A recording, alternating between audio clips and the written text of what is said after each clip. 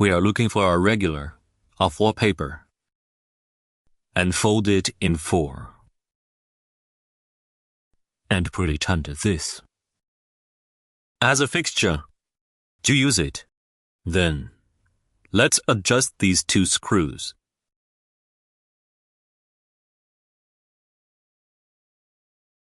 To readjust it, release first. After loosening, gently adjust it.